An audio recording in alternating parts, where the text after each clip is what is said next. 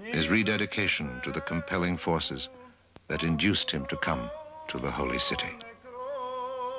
Jerusalem is the city which fills my heart and should fill the hearts of all Christians with love and peace.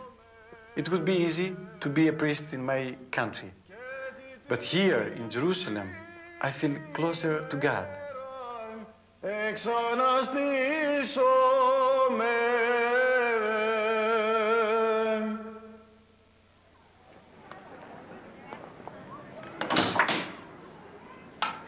Sequestered behind a huge gate that is unlocked each morning and locked again each night, the Armenian quarter has existed for nearly 1,000 years.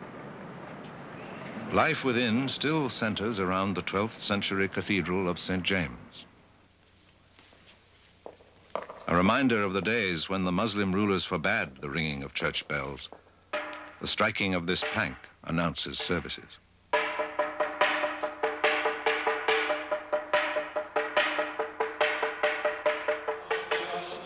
Today, the community gathers to commemorate a Holocaust.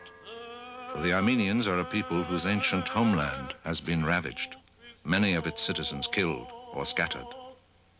To Elia Kavajian, the service has special meaning, for he is a survivor of the Holocaust. For him, Jerusalem became a haven. 60 years ago, he arrived as an orphaned boy.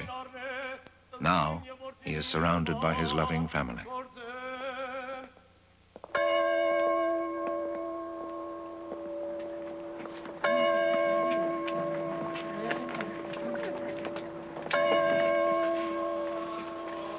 Survivors lead the solemn procession to the Armenian cemetery.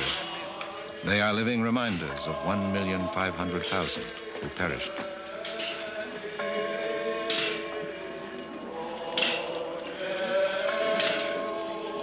In 1915, part of what had once been the Armenian Christian kingdom was under Ottoman rule. Labeling the Armenians infidels and a dangerous foreign element, the government began to kill their intellectuals. Life had little value, as this magazine caption illustrates. $5 buys a pretty Armenian slave girl. Describing their policy as the displacement of the Armenian population, the Ottoman Turks drove them on forced marches into the Syrian desert. The road was the path of death by disease, massacre, and starvation.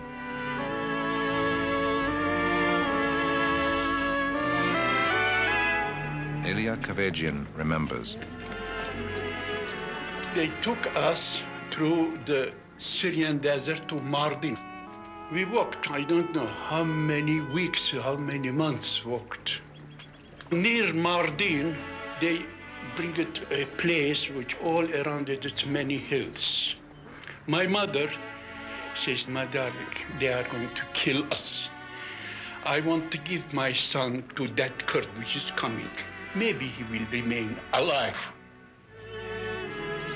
The Kurdish family fed him, cleaned him up, and sold him at an auction to a Syrian Christian family.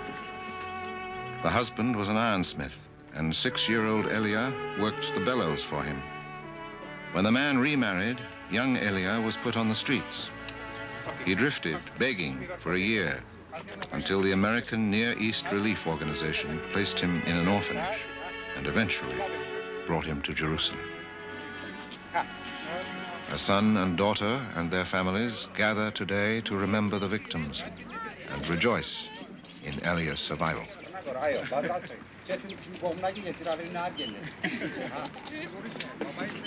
Kavajian learned photography in the orphanage. He owns a photo supply store, custom laboratory, and portrait studio. 1 minute. Let me take away from the object. طلع هون حبيبتي. هون بسمي ايوه واحد بسمي اضحكي هون طلعي علي بسمي سمايل ايوه فين اتش. Although the family now resides outside the old city, its life still revolves around the Armenian quarter. Here, as their parents did, Kavajian's grandchildren learn Armenian culture, language, history, and geography. To prepare for life in Jerusalem, the children are also